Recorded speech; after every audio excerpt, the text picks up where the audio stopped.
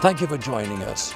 We are here on location at the Orange County Convention Center in Orlando, Florida for the FETC conference. The future of education is a cause today that is greater than ever, and we will get in-depth opinions and views on this subject matter following these messages. We started with a blank slate, and then we added you. Because you wanted a tablet that felt perfect in your hands. Dual cameras so you can capture everything. You wanted Beats audio. And a tablet that runs Android, the most popular mobile operating system in the world. Introducing the Slate 7 from HP, the game-changing 7-inch Android tablet. Because for you, getting it exactly right matters.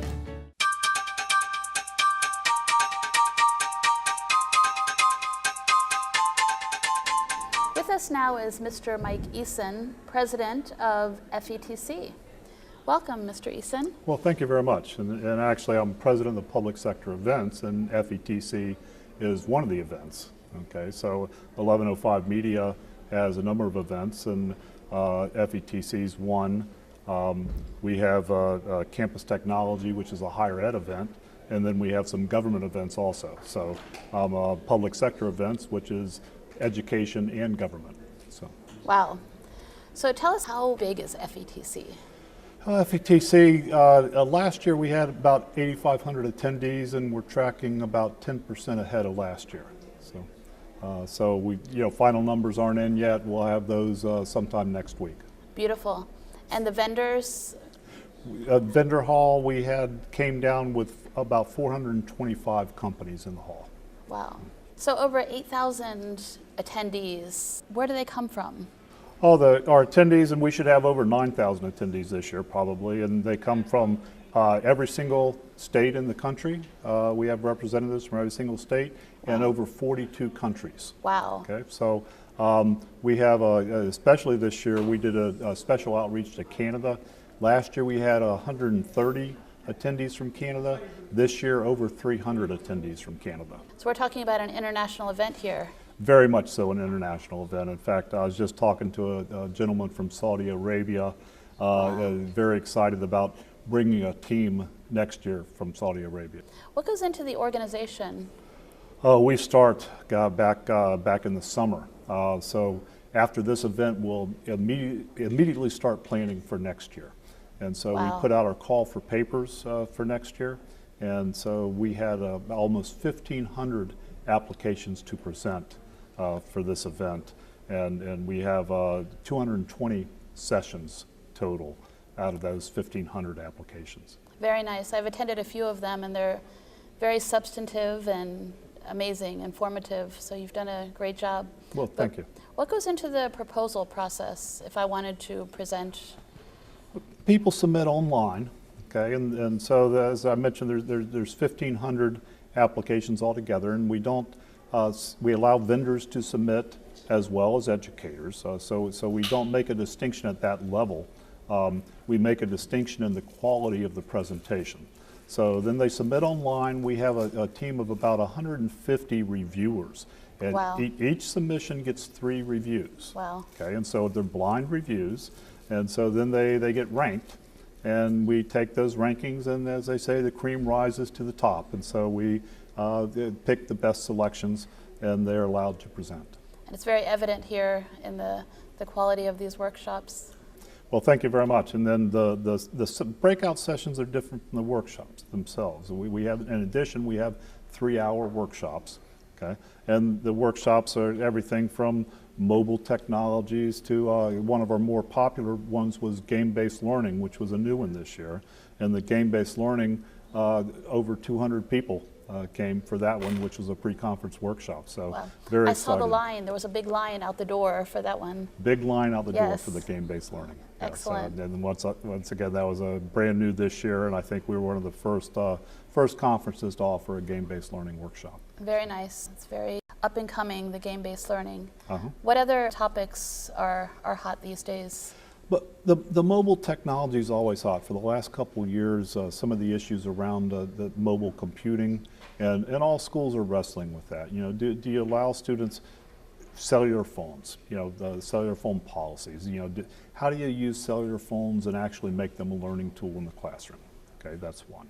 Then mobile technologies themselves of laptops, now tablet computers, and how do you turn them into useful devices? Because let's say with tablet computers, well, if you can turn them into a good learning device, then the student can use them not just in the classroom, but take them home as well. Sure. And have them sit around with their family, and now you've got a learning device that the whole family can use when they go home, so you can have lessons for the family as well as the student. So a very good learning tool, but it has to be used appropriately. Right, so. And that's what we're here for, how to access these tools and use them in the right way so that we can, I guess, compete in tomorrow's world. And then, of course, security now is a big topic.